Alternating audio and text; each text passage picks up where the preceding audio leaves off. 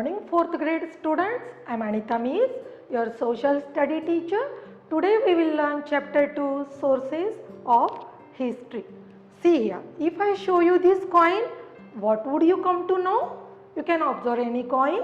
You should come to know that the country of that coin, the value of that coin, the year when it was made, that should you also come to know, and language of that coin. All of this information you will get only from the coin. Okay, like this, coins of earlier times give us lot of information about that particular period. They are clue that tells us something about the past. Coins and such other clues are called the sources of history. We learn about the past through sources of history, and experts have been able to study and understand that clues. Okay, now there are four main sources of history. First one, coins, just we see that one, and second one, artifacts and monuments, third one, written material, and fourth one, oral sources. Coins give a lot of information.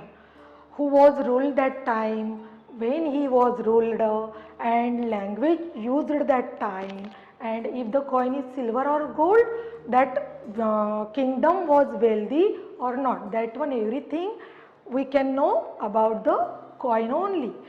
Coins. The earliest coins were not very well made. They were just bits of metals with deep marks. Coin making got better and better over the centuries. The earliest coins mostly silver, and designs like trees, sun, animals, hills, etc. And these designs punch marks on them, and that's why these coins are called punch mark coins. Okay, I have small collection of coins. I want to show you that one.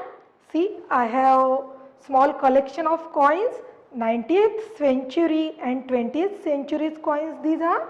See, this one 2 paisa coin, this one 1 paisa coin, and this is 25 paisa, and this is 20, 10, again 5 paisa coin. This is also small one, 10, like that.